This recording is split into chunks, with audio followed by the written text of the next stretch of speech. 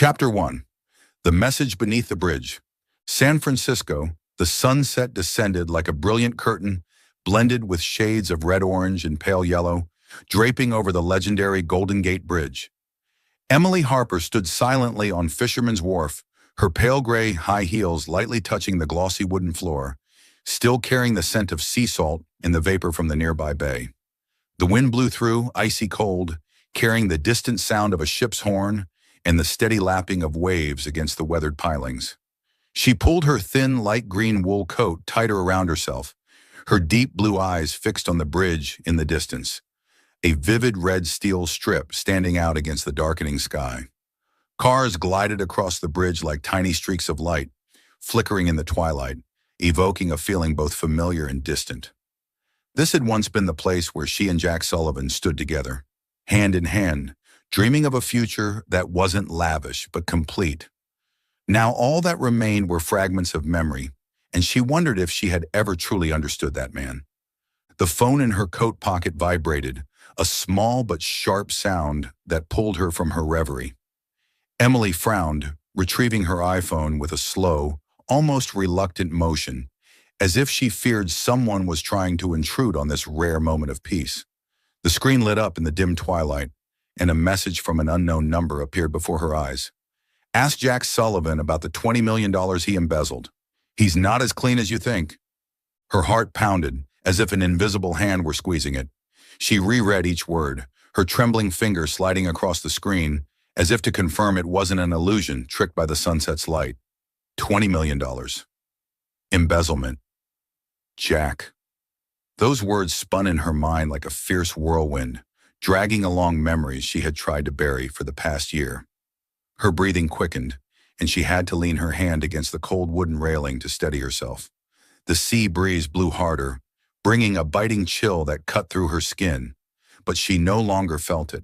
Only a deeper chill, rooted in her core, spreading from that mysterious message like a warning she couldn't ignore.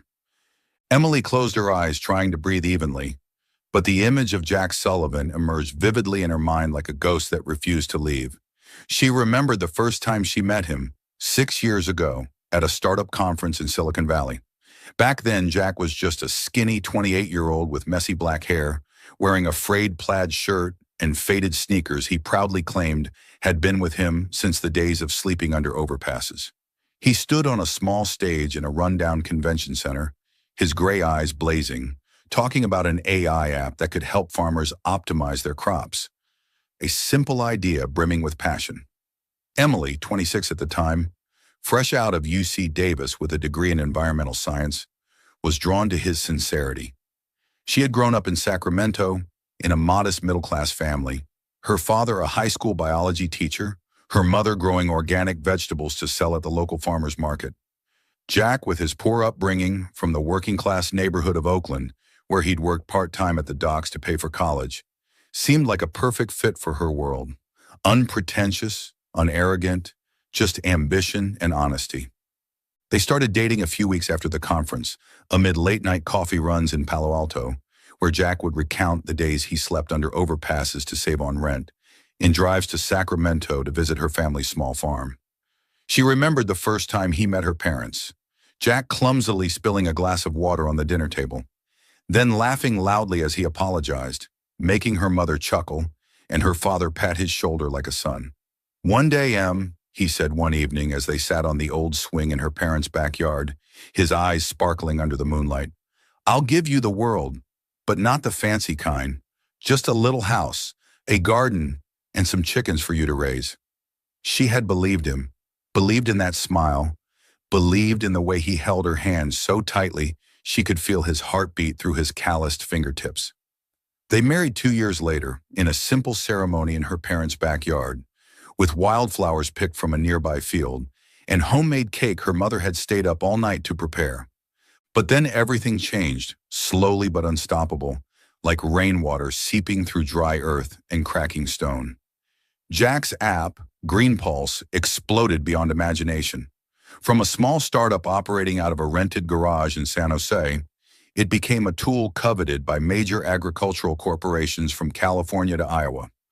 Jack went from a poor kid to a millionaire in just 3 years, with tens of millions in contracts and invitations to parties in San Francisco, where he shook hands with tech billionaires and Hollywood stars.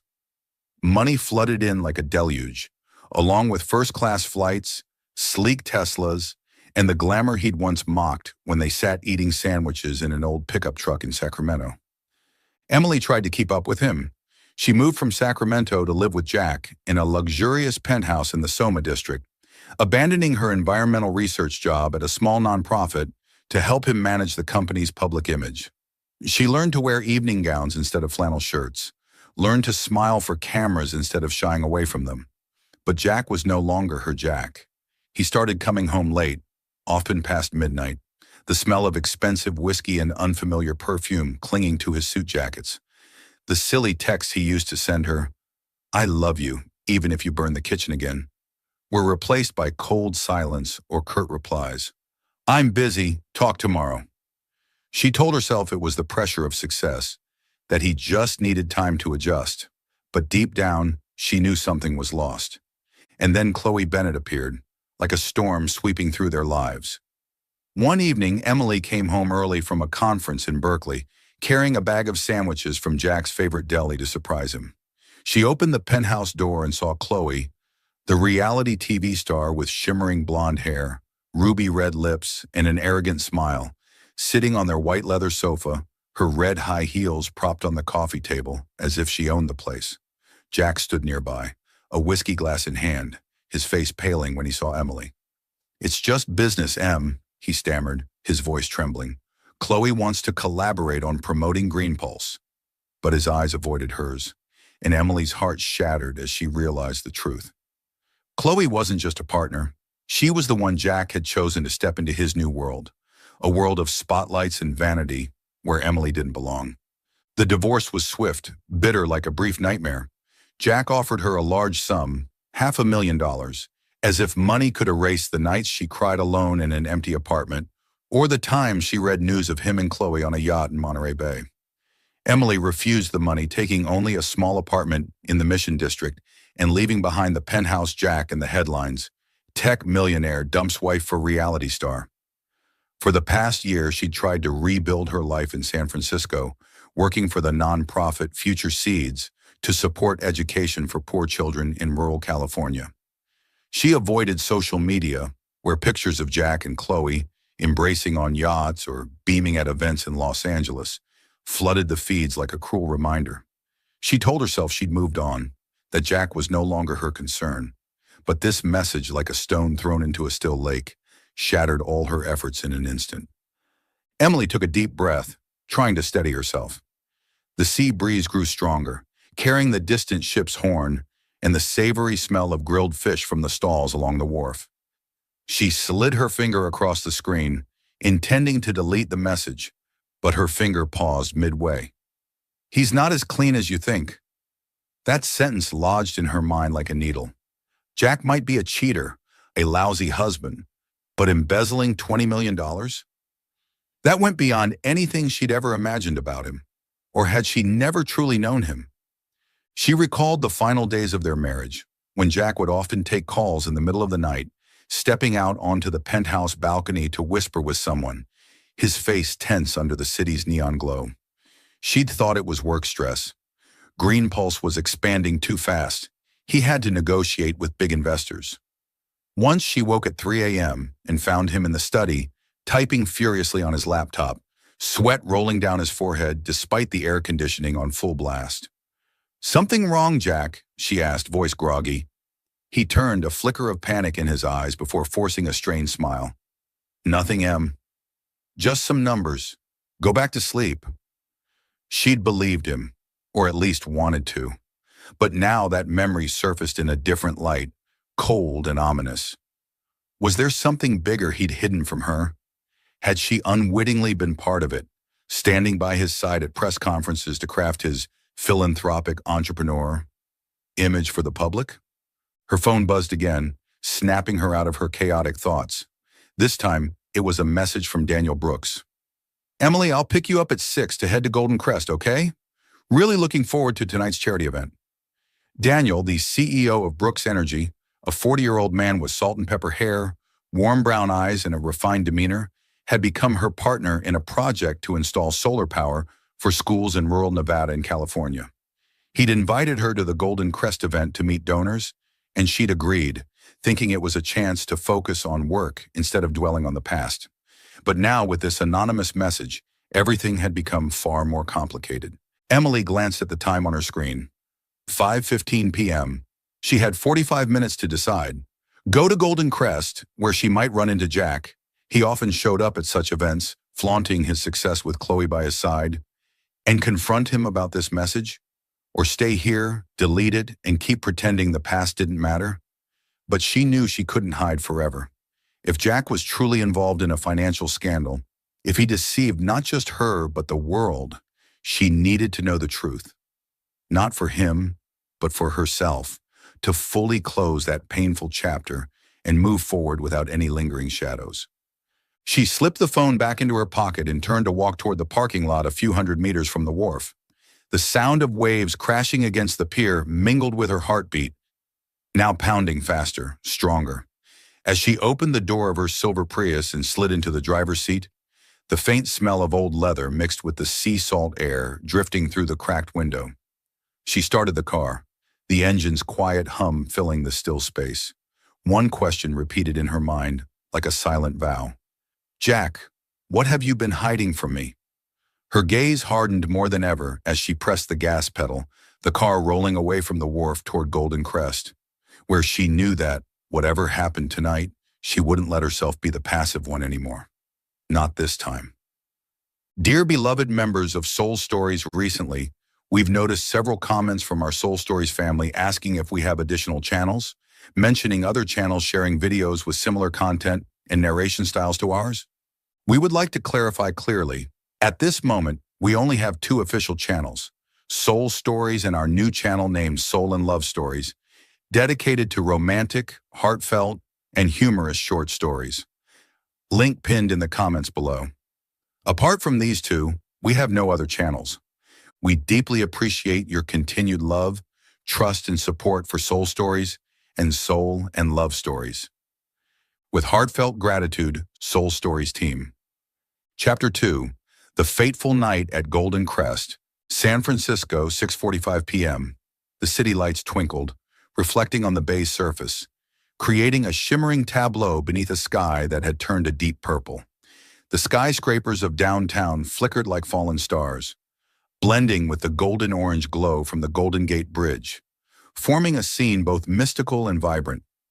Emily Harper stepped out of Daniel Brooks' gray Tesla, her pale gray high heels making small, sharp, clack-clack sounds on the granite-paved entrance of Golden Crest, the city's most luxurious restaurant, where the elite gathered to flaunt and network. The building was designed with floor-to-ceiling glass walls, offering a breathtaking view of the iconic bridge, now radiant in artificial light like a golden ribbon winding between the bay's two shores, connecting the mainland to the vast ocean. Inside, enormous crystal chandeliers hung suspended from the lofty ceiling, casting a sparkling glow like thousands of falling diamonds onto the polished marble floor, while soft jazz music drifted from a hidden corner where a saxophonist played behind a red velvet curtain. Emily adjusted her emerald green evening gown, a simple yet elegant design that hugged her slender frame like a gentle wave.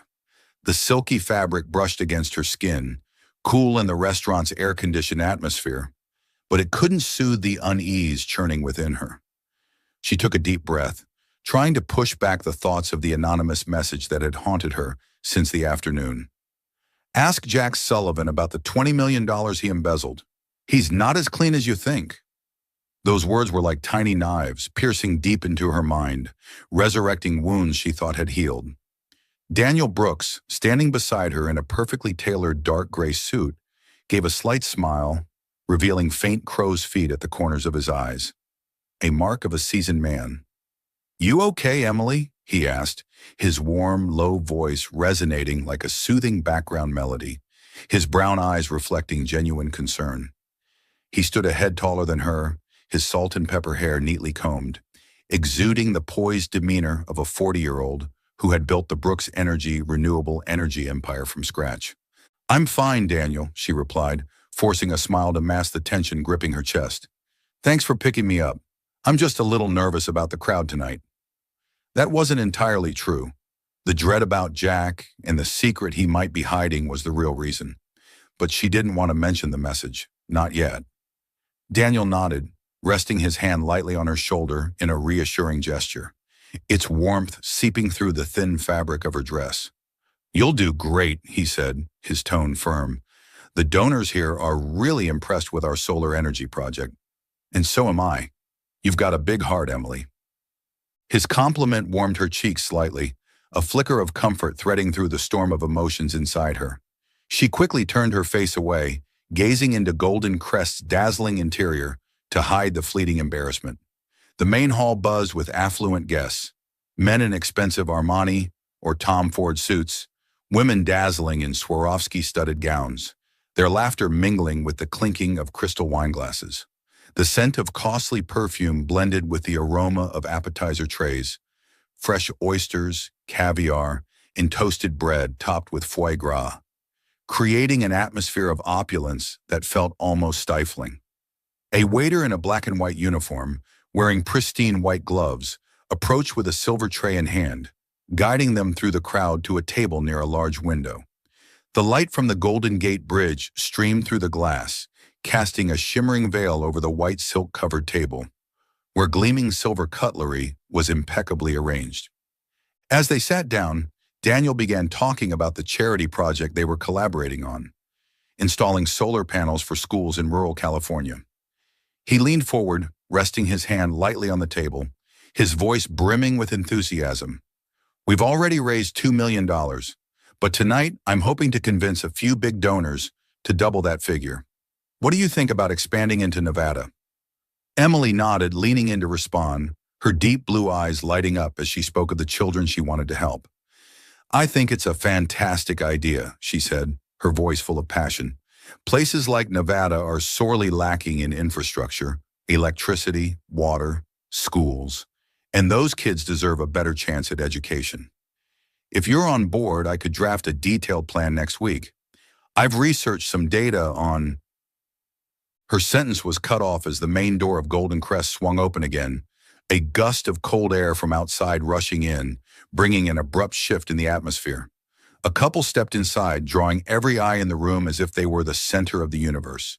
Jack Sullivan, tall and imposing, in a sleek black suit, strode in with the confidence of someone who had conquered Silicon Valley. His black hair neatly swept back to reveal a high forehead and piercing gray eyes. Beside him was Chloe Bennett, the reality TV star with shimmering blonde hair styled in perfect waves, her sparkling red dress clinging to her body, teasingly visible with each step like a living flame. She clung to Jack's arm, her ruby-red lips curving into an arrogant smile, as if the entire world were her personal stage. The restaurant manager, a middle-aged man in a black tuxedo, hurried over, bowing with exaggerated deference before leading them to a VIP table near the window, just a few meters from Emily and Daniel's. Emily froze, her breath catching in her throat as if someone had squeezed it shut. Jack. She hadn't expected to see him here, though a part of her had sensed it might happen. Golden Crest was a favorite haunt of San Francisco's elite, and Jack was now an inseparable part of that world. But when his eyes inadvertently met hers, time seemed to stop. Jack's gray eyes widened for a split second, his face registering a flicker of shock as he saw Emily sitting there, radiant in her emerald gown, beside Daniel Brooks, a name even Jack, with all his bravado, had to respect in the business world. Jealousy and unease flashed in his gaze, an emotion he couldn't fully conceal, though he quickly turned to Chloe, forcing a strained smile and muttering something she couldn't hear over the jazz. Daniel noticed the change in Emily immediately. He tilted his head, lowering his voice to a near whisper. "You know them." His eyes flicked toward Jack and Chloe, sharp but non-judgmental. Emily nodded, trying to keep her voice steady despite her racing heart. "Jack Sullivan is my ex-husband," she said, her voice soft but clear. "And she's the reason we split." Daniel raised an eyebrow, a hint of surprise crossing his face. But he didn't press further. Instead, he rested his hand lightly near hers on the table, his long fingers brushing the edge of the tablecloth, a silent gesture of comfort. At the VIP table, Chloe tilted her head, her blonde hair glinting under the chandelier, and whispered to Jack, "Didn't expect her to show up at a place like this. I thought Ms. Harper was only into cheap charity stuff." Her voice was sweet but cutting, a mocking smile playing on her lips. Jack smirked, his tone dry as it came through gritted teeth. "She was my wife, Chloe." "She has every right." But his eyes didn't leave Emily, and his hand tightened around his wine glass, his knuckles whitening slightly. He sat down, but his body remained taut, like a strung bow, as if Emily's presence a few meters away was a threat he hadn't anticipated. The tension began to simmer when Jack's phone rang mid-event, its shrill tones slicing through the soft jazz. He glanced at the screen, frowning, his thick black eyebrows knitting into a deep line. He stood, giving Chloe a curt nod, then walked to a shadowed corner near the large window, where the bridge's light couldn't fully reach his face. Emily, from her table, saw him whisper tersely into the phone, "I told you I'd handle that money. Don't call again." His voice was low, almost a growl, but loud enough for Chloe, seated nearby, to overhear. Her eyes flashed with suspicion, her red lips curling into a faint, inscrutable smile, before she turned away, pretending to sip her champagne as if nothing had happened. Emily caught it too, though faintly, and her heart pounded harder, like a hammer striking her chest. That money! Jack's words echoed in her mind, instantly linking to the anonymous message. $20 million. Was that what he meant? Could it be the secret someone wanted her to uncover? She tried to focus on Daniel, attempting to pull herself back into their charity discussion, but her eyes kept darting to Jack. He returned to the VIP table, his expression rigid, lips pressed into a thin line. Chloe whispered something to him, her hand with its red-painted nails resting on his arm, and Jack nodded reluctantly, his gaze still locked on Emily as if she were a puzzle he couldn't solve. Then, like a sudden gust of toxic wind, Jack stood, leading Chloe toward Emily's table. A small climax ignited as they stopped in front of her, Jack flashing a forced smile, his gray eyes glinting with an emotion hard to name. "Emily, didn't expect to see you here. Let me introduce you. This is Chloe Bennet." Chloe tilted her head, her blonde hair shining like a false halo, her voice sweet but laced with sarcasm. "Hi, Ms. Harper. Didn't think you'd be into extravagance like this. I figured you were just about charity." Her words were like a velvet-tipped arrow, soft yet sharp, aimed straight at Emily's pride. Emily clenched her hands under the table, her nails digging into her palms until they stung, but she maintained her composure, her lips curving into a cold smile. "I'm here for work, Chloe, not to show off like some people." The biting reply made Chloe raise an eyebrow, a flicker of annoyance in her green eyes, while Jack frowned, clearly uneasy with the exchange. He opened his mouth about to speak, but Daniel, sensing the tension, interjected with a calm voice. "Why don't you both join us for a bit? It's a rare occasion, after all." He signaled the waiter to bring more chairs, but his eyes met Jack's with a subtle challenge only the two men understood. Jack hesitated, his feet pausing as if he wanted to turn away, but Chloe swiftly sat down, pulling him with her in a possessive grip. The four now faced each other around the small round table, the air taut like a string about to snap, each clink of wine glasses from nearby tables sounding like a countdown to an explosion. Chloe started, her tone sugary but venomous. "So, Ms. Harper, does charity pay well? I heard you used to live in Jack's penthouse." Emily smiled coldly, her deep blue eyes flashing with resolve. "I don't need a penthouse to feel worthwhile, Chloe." Jack cut in, his voice sharp like a warning. "Enough, Chloe. We don't need to dig up the past." But his gaze on Emily held something complex. Jealousy, regret, or both? Daniel broke the silence, his voice low and steady like a man steering the situation. "I hear you're expanding Green Pulse to Shanghai, Jack. Congrats." Jack smirked, his smile not reaching his eyes. "Thanks. And you, Brooks? I hear Nevada's your gold mine." The conversation quickly turned into a subtle sparring match, the two men flaunting their achievements, Jack with the arrogance of someone who'd risen from nothing, Daniel with the calm assurance of a man who knew his true worth. Emily and Chloe watched, each with a different mood. Chloe with a mocking smile, Emily with growing suspicion. She couldn't stop thinking about Jack's call, the tense words he'd whispered, the anonymous message, and the possibility that tonight might mark the start of a horrifying truth bursting forth. As the waiter brought the appetizers, plates of fresh oysters with lemon and glossy black caviar, the chandelier's shimmering light fell on four faces, each hiding a secret, a wound, or a scheme. The dishes landed with a soft clink, like a signal that the night at Golden Crest was just beginning, but Emily knew deep down it wouldn't end in peace. She glanced at Jack, his eyes briefly meeting hers before darting away, and a chilling premonition rose within her. The truth was drawing near, and it would change everything. Chapter 3. The Blaze Ignites. The crystal chandeliers in Golden Crest sparkled like falling stars, but the air around the small round table where the four sat was heavy, like the calm before a storm.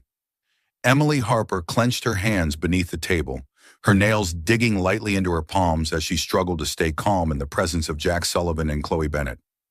Jack, her ex-husband, sat across from her, his gray eyes cold yet tinged with unease, while Chloe, with her shimmering blonde hair and arrogant smile, leaned toward him as if staking her claim.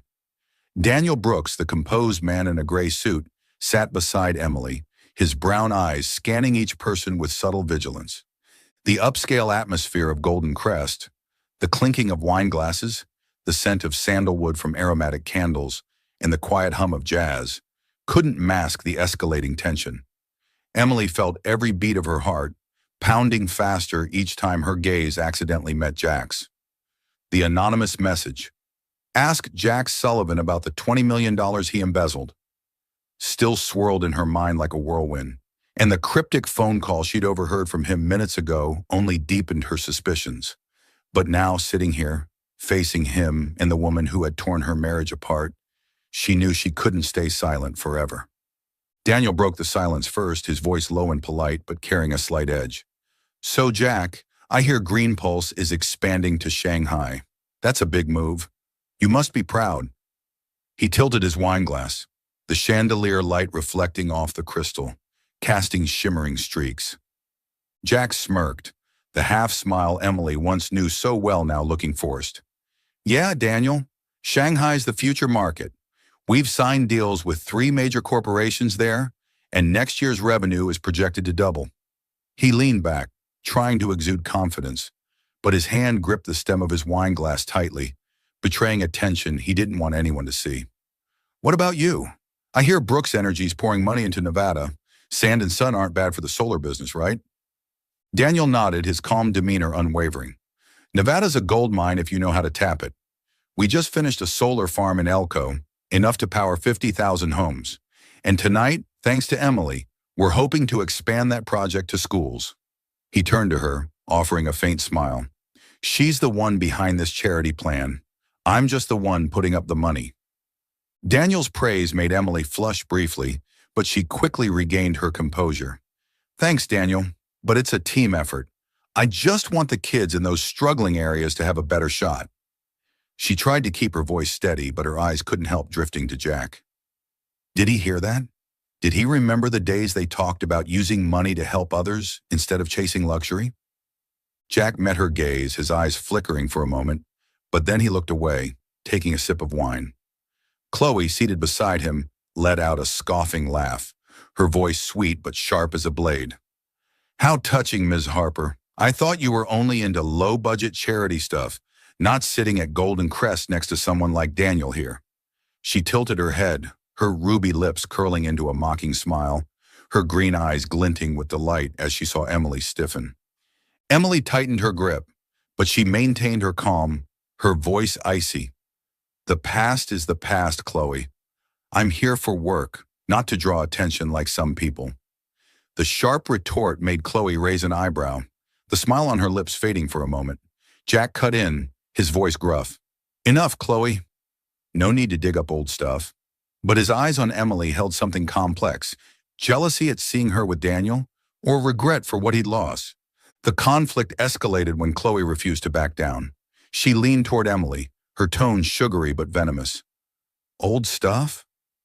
You mean how Jack ditched you because you couldn't keep up with him? I heard you used to live in his penthouse in Soma, but now what? Is that little place in the Mission warm enough? Chloe giggled, clearly aiming to provoke Emily in front of Jack and Daniel. Emily felt the blood rush to her head, but she took a deep breath, keeping her voice steady. I don't live to get noticed, Chloe, and I don't need a penthouse to feel worthwhile. Maybe you should ask Jack what he thinks about real value. She turned to Jack, her eyes blazing with defiance, and this time she wasn't backing down. Jack paled, his hand trembling slightly around his wineglass. Emily, you don't have to, he started, but she cut him off, her voice shaking but firm. No, Jack, I need to know. $20 million. What is it? The question shot out like a bullet, silencing the table. Daniel frowned, his eyes darting from Emily to Jack, while Chloe leaned back, her smile stretching into something dangerous. Jack froze, his gray eyes widening for a split second before he regained control. What are you talking about, Emily? $20 million? Someone's messing with you. He forced a laugh, but his voice faltered, revealing his unease. He glanced quickly at Chloe, as if checking if she knew something, but Chloe just shrugged, then let out a mocking laugh. Oh, sweetie, I told you to be careful with money stuff. Don't you remember? The air grew taut as a snapping string when Chloe continued, her voice sweet but deliberate. Jack once told me he needed to hide $20 million from the board to protect the company. I thought he was joking, but seeing him now, maybe it's true. She tilted her head, looking at Jack with feigned innocence. But Emily saw the calculation in her eyes. Chloe wasn't accidental. She was lighting a fuse. Daniel stiffened, his hand hitting the table with a small but firm thud. He turned to Jack, his voice cold as ice. If that's true, Jack, then your investment fund involves Brooks Energy. I put $5 million into Green Pulse last year. What do you have to say? Is this a joke, or do I need to call my legal team right now? His eyes burned with a threat, no longer the calm man Emily knew. Jack's anger flared, his face reddening, and in a moment of lost control, he hurled his wineglass to the floor. The sound of shattering glass rang out, shards scattering across the glossy wooden floor, drawing the eyes of nearby diners. You dare threaten me, Brooks? He roared, leaping to his feet, his fists clenched. Who do you think you are? I built Green Pulse from nothing. I don't need you or anyone telling me what to do. Emily stood instinctively, tears streaming down her cheeks, but her eyes blazed with fury.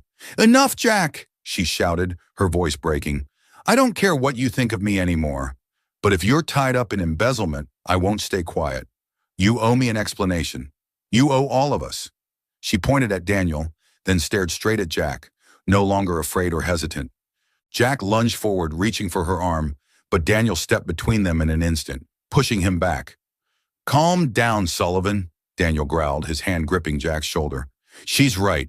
If you don't explain, I'll investigate, and I promise you won't like the outcome. Jack broke free, breathing heavily, but before he could reply, flashes of light burst from outside the window. Paparazzi had caught the drama, their cameras aimed through the glass. The restaurant manager, a middle-aged man in a black suit, rushed over, his voice frantic. Ladies and gentlemen, please follow me to a private room. We don't want trouble with the press. He gestured to the staff, and in a flash, all four were ushered down a narrow hallway, the dim glow of wall sconces illuminating their tense faces. Jack trailed behind, his hands shaking, while Chloe giggled, as if she'd just won a high-stakes game. As the door to the private room closed, the noise from the main hall cut off, leaving a stifling silence. Emily leaned against the wall, tears still rolling down her face, but she wasn't crying from sadness. She was crying from anger, from the truth beginning to emerge. Jack looked at her, his eyes red, but he said nothing. Daniel pulled out his phone, his fingers swiping quickly across the screen, and Chloe sat on a velvet chair, crossing her legs, the smile on her lips never fading. The fire had ignited at Golden Crest, and it was only starting to spread. Chapter 4. Secrets Shattered. The private room at Golden Crest was a narrow space, separated from the opulence of the main hall by dark wooden walls and thick red velvet curtains. Dim light from lotus-shaped glass sconces spilled onto the glossy wooden floor and the luxurious, leather-upholstered furniture. But the atmosphere in this room bore no trace of Golden Crest's upscale charm. It was stifling, heavy, as if every ounce of oxygen had been sucked out by the sharp words and fiery glares that had erupted just minutes ago. The tightly shut door blocked out the noise from outside, leaving a deadly silence broken only by Jack Sullivan's ragged breathing and the rhythmic tapping of Chloe Bennett's high heels on the floor as she sat down, crossing her legs with a terrifying calm. Emily Harper leaned against the wall, her trembling hands clutching her shoulders, tears streaming down her cheeks. But her gaze was no longer weak. It blazed with anger and resolve. She had just shouted at Jack, demanding he explain the $20 million in embezzled funds hinted at by the anonymous message. And now she felt as if her world was collapsing once again. Jack, a few steps away, stood motionless, his gray eyes red-rimmed, his hands shaking as if reaching for something to hold on to. Daniel Brooks, tall in his gray suit, stood between them, his fingers swiping quickly across his phone, his face expressionless, but his brown eyes burning with menace. And Chloe Bennett sat there, the smile on her ruby-red lips unwavering, as if she had just dropped a bomb and was now savoring the chaos. "What did you just say, Chloe?" Jack roared, his voice breaking, his hands clenching into fists. He stepped closer to her, his face flushed with rage and panic. Chloe's revelation, that Jack had once said he needed to hide $20 million from the board, still hung in the air like a blade slicing through the last of his defenses. "Are you kidding? Say it again." Chloe tilted her head, her shimmering blonde hair catching the light, and her smile widened into a dangerous curve. She stood, her red high heels clicking clack, clack, as she approached Jack, fearless. "I'm not kidding, sweetie," she said, her voice sweet but cold as ice. "I sold the info to a TV producer. They paid me $500,000 to spill your scandal, Jack. I'm tired of being your shadow." Time seemed to freeze. Jack stood stunned, his eyes wide, his mouth open but wordless. Emily felt her heart tighten, not out of pity for Jack, but from the brazen betrayal of Chloe, a double stab not just at him but at her, who had once lost everything to this woman. Daniel stopped typing on his phone, looking up at Chloe, his eyes darkening like an approaching storm. "What did you just say?" he asked, his voice low but sharp as a knife. Chloe turned to Daniel, shrugging with indifference. "I said I sold him out. Jack thought I was just a pretty doll to show off, but I've got my own plans.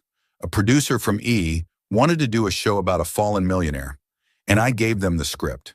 $500,000 plus a new TV deal. I chose my future." She laughed coldly, looking at Jack like he was wounded prey. "Don't you see, Jack? You're done." Jack lunged at her, swift as lightning, his hands grabbing the collar of her red dress, pulling her close. "What have you done?" he bellowed, his voice cracking, his face twisted with fury and despair. "You sold me to those vultures? You think I'll let you get away with it?" He gripped tighter, making Chloe struggle, but she shoved him hard, her slender arms surprisingly forceful. "Let me go, you lunatic!" Chloe yelled, her voice losing its sweetness, replaced by ferocity. "You think I'd stick with you forever? You're a failure, Jack. I only stayed for the money, and now I've got a way to make it without being your little mistress anymore." She stepped back, adjusting her dress, her green eyes flashing with contempt. The conflict reached its peak as Daniel stepped forward, his voice cold as ice. "Enough!" He pulled out his phone, dialing with swift precision, his eyes never leaving Jack. "I'm calling Brooks Energy's legal team. If what Chloe said is true, Jack, you didn't just embezzle from the fund. You dragged my $5 million into it. I want an investigation now." He pressed call, and the ringing tone echoed in the stifling space like a death knell. Emily couldn't take it anymore. Tears streamed down her face, but her voice broke with fury. "Jack, you've ruined everything. The company, me, and yourself." She rushed toward him, her fists clenched, her eyes blazing like fire. "I trusted you. I loved you. And what did you give me? A scandal? A traitor like her?" She pointed at Chloe, her voice trembling with emotion. "Tell me, Jack, Is it true? Did you take $20 million? Jack staggered back, his hands raised as if to shield himself, but his face was ashen, his red-rimmed eyes wild with panic. Emily, I didn't, he stammered, but his words cut off as he tripped over a chair, crashing to the floor. He scrambled up, lunging for the door, shouting, I've got to get out of here. He shoved the wooden door hard, intent on fleeing, but Daniel was faster, stepping forward to block him, grabbing his wrist like a vice. You're not getting away, Sullivan, Daniel growled, tightening his grip as Jack struggled. If you're innocent, stand here and explain. If not, I'll make sure you face the law. Jack thrashed, landing a punch on Daniel's chest. But Daniel was too tall and strong to be pushed back.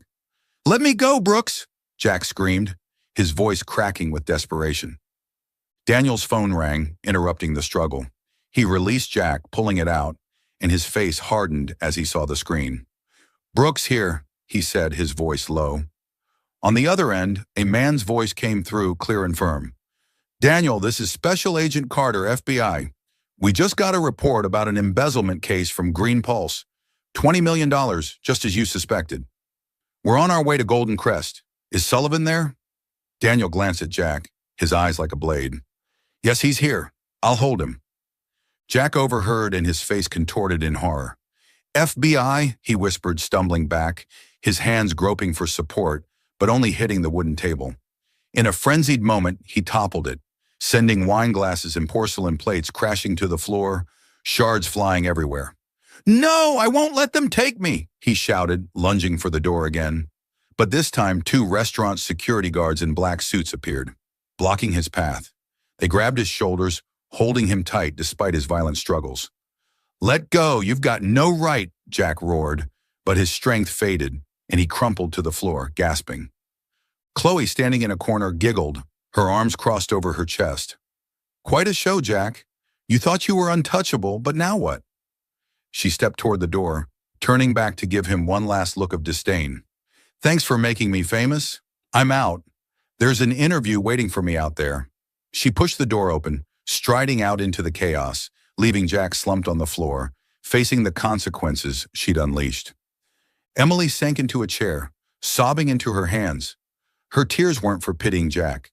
She cried from the horrifying truth that had just shattered, from the years she'd trusted someone unworthy. Daniel knelt beside her, placing a hand on her shoulder, his voice softening. Emily, are you okay? He helped her up, pulling her into his arms, and she leaned against his chest, her breathing shaky. We'll get through this, he whispered, his hand gently stroking her hair. Jack, pinned by the 2 guards, looked up at Emily, his eyes blurred with tears. Emily. I'm sorry, he whispered, but his words were drowned out by the heavy footsteps echoing from the hallway. The FBI had arrived. The door swung open and 3 men in black suits stepped in, one flashing a badge. Jack Sullivan, you're under arrest for suspected financial embezzlement. You have the right to remain silent. His voice droned on steadily, but Emily stopped listening. She turned away, resting against Daniel, as Jack was led out, his hands cuffed behind his back. The private room at Golden Crest was now a wreck. Tables overturned, glass shards scattered, and the stifling air still unyielding. The secret had shattered, and the fallout was only beginning. Chapter 5. Ashes and Hope. San Francisco, 3 days after the chaos at Golden Crest, the early autumn sunlight still gently bathed the city's steep streets and gleaming glass buildings. But the city was now shaken by an uncontrollable media storm. Headlines screamed across every publication. Tech millionaire Jack Sullivan arrested for embezzling $20 million. From the San Francisco Chronicle to TechCrunch, even tabloids like TMZ. Images of Jack, hands cuffed behind his back, face gaunt and gray eyes vacant, flooded social media, accompanied by comments ranging from pity, he was a startup icon, to mockery. Another rich guy bites the dust. Green Pulse, once hailed as a Silicon Valley miracle, collapsed within hours. Its stock plummeted to zero. Investors pulled out en masse, and the FBI sealed its headquarters in Soma, turning it into a heap of ashes from shattered ambition. Jack Sullivan sat hunched in the temporary holding cell of the county jail, his hands gripping the cold iron bars, the faint light from a small window casting shadows on a face once proud, now a faded shell. The sleek black suit had been replaced by a tattered orange prison jumpsuit, his dark hair disheveled and matted with sweat, and his eyes stared blankly at the gray concrete wall, where scribbled graffiti from past inmates etched a reminder of his failure. Footsteps echoed down the corridor, and a familiar voice cut through the oppressive silence.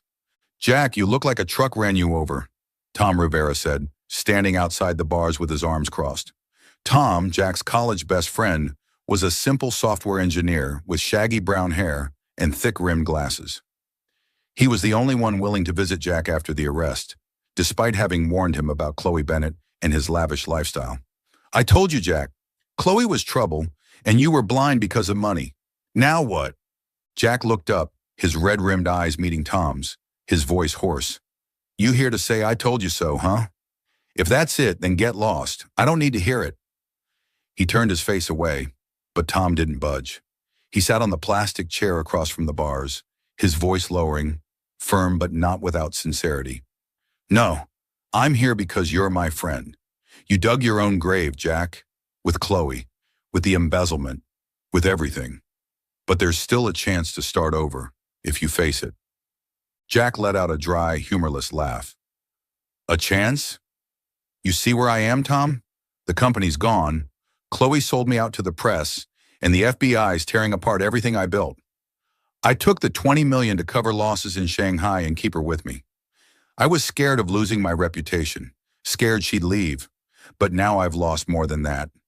Emily, Green Pulse, myself." He buried his head in his hands, tears welling up hotly, the first time in years he let himself be so vulnerable. Tom leaned forward, his gaze sharp through his glasses.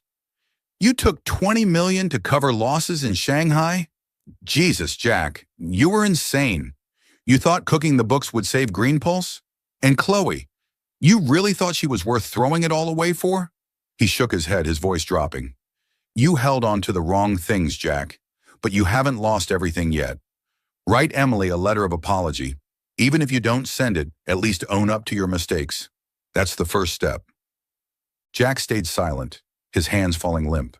He remembered the final days of his marriage to Emily, sitting in his study, whispering over the phone about pressure from Shanghai and needing cash to keep things steady. He'd lied to her that it was temporary, but in truth, he was desperate to hide massive losses from the Chinese market. And Chloe, she demanded an LA condo, diamond rings, trips to the Maldives, all to keep her by his side, a trophy of the success he couldn't bear to lose. He'd siphoned money from the investment fund, thinking profits would cover it, but it all crumbled when Chloe betrayed him, and now he sat here with nothing but regret. "I'll think about it," Jack whispered, his voice faint. Tom nodded, standing up, slipping a scrap of paper and a pen through the bars. "Do it, Jack. Not for me, but for you." He left, leaving Jack with the blank sheet. Jack took it, his hand trembling, and in his mind the words of an apology began to form. "Emily, I'm sorry. I took the $20 million to save Green Pulse and keep Chloe, but I destroyed everything we had." A few miles away in the small Future Seeds office in the Mission District, Emily Harper sat at her desk, her deep blue eyes fixed on her laptop screen. She was drafting a report on the solar energy project for rural schools, but her mind kept drifting back to that night at Golden Crest. The sound of breaking glass, Chloe's betrayal, and Jack being led away in handcuffs. The press wouldn't let up. Ex-wife of scandalized millionaire speaks out? But she hadn't said anything, unwilling to be part of that media whirlwind. Daniel Brooks knocked on the door and stepped in, a coffee cup in hand. "Thought you might need this," he said, setting it on her desk, a gentle smile easing the exhaustion on her face. He wore a plain white shirt, sleeves rolled up, a far cry from his polished look at Golden Crest, yet still radiating the quiet charisma of a confident man. "You okay, Emily? I know the past few days haven't been easy." Emily took the coffee, its warmth seeping into her cold hands. I don't know, Daniel. Jack took the $20 million to cover losses in Shanghai and keep Chloe. I heard him say it when the FBI showed up. I never thought he'd go that far." She sipped the coffee, her voice trembling slightly. but I don't want it to drag me down. The charity project, that's what I need to focus on now. Daniel sat across from her, his gaze soft but resolute. You're stronger than you realize, Emily. That night at Golden Crest, the way you faced Jack, I've never seen anyone that brave. He might have trashed Green Pulse for Shanghai and Chloe, but you didn't let him destroy you. And this project, it'll succeed because of you. He leaned forward, his voice lowering. I'm here, not just for work. If you need someone, I'll always be here. His words warmed Emily's heart, a feeling she hadn't known since Jack's betrayal. She looked at him, seeing the sincerity in his brown eyes, so different from Jack's empty promises that kept her in the dark. Thank you, Daniel, she whispered, a small smile forming on her lips. A week later, Emily and Daniel stood on Twin Peaks, overlooking San Francisco's sprawl under the city lights. The night wind whipped through, tousling her hair, and she pulled her wool coat tighter. They'd just left a meeting with donors, and the solar project had secured another $3 million, a major step forward. Daniel stood beside her, hands in his pockets, his eyes tracing the distant skyscrapers.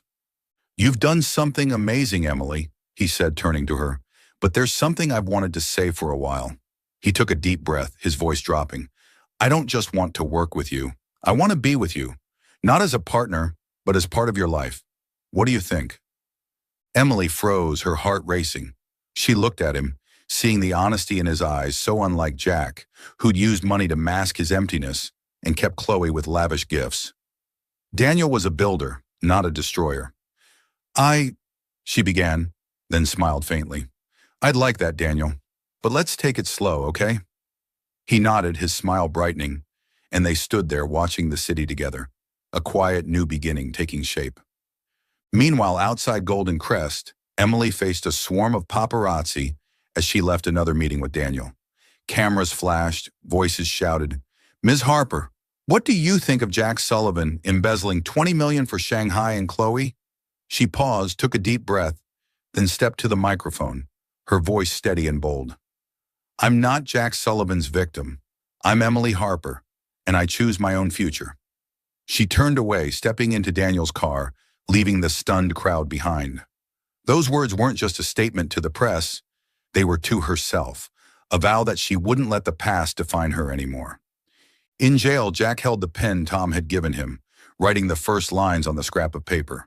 Emily, I'm sorry. I took the $20 million to save Green Pulse in Shanghai and keep Chloe, but I destroyed everything we had. I don't expect forgiveness, just hope you're happy. He stopped, tears falling onto the paper, smudging the ink. He folded it, tucking it into his pocket, not sending it, but the act was a small start toward redemption. The ashes of the past lingered, but from them hope began to flicker, for Jack, for Emily, and for a new future. Chapter 6, A New Dawn. San Francisco, 1 month after the scandal at Golden Crest, a radiant dawn bathed the city in a golden glow, reflecting off the bay's surface like a promise of a fresh start. Emily Harper stood in the grand lobby of Brooks Energy's headquarters, a modern glass building in the financial district, where she had just hosted a charity auction that exceeded all expectations. Large posters displayed images of rural schools fitted with solar panels, and applause erupted as she announced the total raised, $5 million, enough to expand the project into Nevada and beyond. She wore a simple white dress, her light brown hair tied up high, her deep blue eyes sparkling with pride as she watched the donors rise to congratulate her. Daniel Brooks stood beside her, hands in the pockets of his gray suit, a warm smile on his lips. You did it, Emily, he whispered, leaning toward her as the crowd began to disperse for wine and pastries. I've never seen anyone turn pain into strength like you. Tonight belongs to you. Emily turned to him, smiling faintly. It belongs to us, Daniel. I couldn't have done it without you. He nodded, his brown eyes gentle yet resolute, a silent pledge that he'd be by her side, not just tonight, but in the days ahead. Meanwhile, hundreds of miles away, Jack Sullivan stepped out of the county jail under Sacramento's pale sunlight. He'd been released on bail after agreeing to cooperate with the FBI, providing evidence of the Shanghai transactions to lessen his sentence. The orange prison jumpsuit had been swapped for old jeans and a gray hoodie brought by Tom Rivera, but his face remained gaunt, his gray eyes now sunken with contemplation. He was no longer the arrogant millionaire of Green Pulse.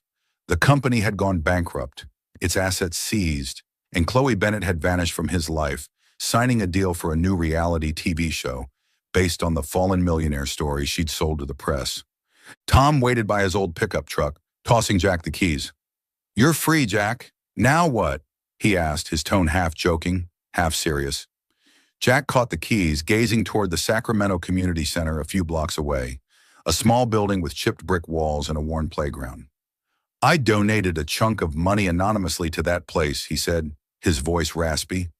"Not much, just what was left in my personal account before they took everything. I want to do something meaningful." Tom raised an eyebrow but didn't mock him. "Good. And the letter to Emily? Did you finish it?" Jack nodded, pulling a crumpled envelope from his pocket. "I'm asking you to give it to her. I don't expect her to forgive me, just to know I'm sorry." Tom took the envelope, his expression softening. "I'll do it. But you need to find yourself again, Jack. Don't let the past drag you down forever." Jack didn't reply, just watched Tom drive off, then turned back to the community center, stepping inside to help repaint a wall. A small act, but for him, the start of redemption. In San Francisco, Emily stood by the bay near Pier 39, the sea breeze tousling her hair. She'd just received the envelope from Tom via Daniel, who'd met him on a brief business trip. The thin envelope held a single handwritten note, Jack's shaky but clear script. "Emily, I'm sorry. I took the $20 million to save Green Pulse in Shanghai and keep Chloe, but I destroyed everything we had. I don't expect forgiveness, just hope you're happy. Jack." She read each line, tears rolling down her cheeks, not from pain but from relief at finally understanding why, and because she no longer felt bound by him. She held the paper, tearing it into small pieces, letting the wind carry them out over the bay. The white fragments fluttered in the air, then fell to the water, dissolving like the past she'd chosen to release. She stood there, watching the sun rise steadily from the horizon, its golden light bathing the Golden Gate Bridge, and for the first time in years, she felt truly free. Free. Daniel approached from behind, resting a hand lightly on her shoulder. "You okay?" he asked, his voice warm and low. She turned, smiling, her eyes bright with newfound faith. "I'm okay, Daniel. More than okay. I'm ready to move forward." He took her hand, not rushing, not pressing, just a gentle but firm grip. They began a new relationship, slow but steady, built on respect and sincerity, far removed from the empty promises Jack had used to hold her, then destroy her with ambition and Chloe. In Sacramento, Jack stood in the community center's yard, paintbrush in hand, the smell of fresh paint clinging to his gray hoodie. He'd just finished a wall, now a bright green, and neighborhood kids ran around him, laughing as they played ball on the newly fixed court funded by his donation. He watched them, a small smile forming, not the smug grin of a millionaire, but the smile of a man rediscovering meaning through simple acts after prison. He had no money, no fame, but for the first time, he didn't feel empty. 3 years after that fateful night at Golden Crest, Emily Harper, now Emily Brooks, stood on the lush green grass of a small San Francisco park, the gentle spring sunlight filtering through her light brown hair.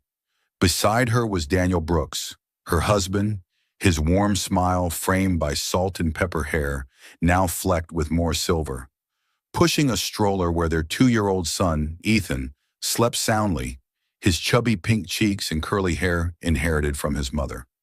Ethan was the fruit of their love, a charming boy with bright brown eyes like Daniel's, always babbling innocent sounds that made them both laugh. They'd married in a simple ceremony by the bay, with only family and a few close friends, under the glowing sunset of the Golden Gate Bridge, where Emily had once stood alone with her past pain. Now Emily and Daniel continued their charity work through Future Seeds and Brooks Energy, bringing education and clean energy to remote California regions. They worked side by side, hand in hand, not just building schools, but a family filled with happiness. Evenings found them on their Marin County porch, listening to distant waves and telling Ethan tales of kindness and hope. Their life was a quiet symphony, not loud but profound, where each day was a gift. Occasionally, Jack Sullivan caught sight of them, at a downtown charity event or strolling with Ethan in a park. He stood at a distance, hidden behind a tree or a street corner, his cloudy gray eyes watching that little family. Emily glowed in a simple sweater. Daniel tenderly lifted Ethan onto his shoulders, their laughter echoing like a melody he once knew. He knew that could have been his happiness. The small house, the garden, the warm family he'd promised Emily. But Jack had thrown it all away for hollow glamour and irreparable mistakes. He turned away, his slouched figure fading into the twilight, carrying a silent regret no one could ease. Love and meaning transcended material wealth, forged through trials. Jack, from the ashes of ambition, found redemption in small acts. Emily, from the pain of betrayal, built a new future with Daniel, not on money but on sincerity. Both, in their own ways, learned that true value lay not in fame or riches, but in rising after a fall and choosing a more meaningful path. Thank you for following this heartfelt story of Soul Stories channel. Share your thoughts about the story in the comments below. If you believe that true love can withstand all trials and sometimes begins in the simplest of ways, don't forget to hit the like button and share this story with your friends. To never miss out on touching and meaningful stories, subscribe to our channel and help us spread messages of love and warmth to everyone. Let's cherish the beautiful moments of life and love together.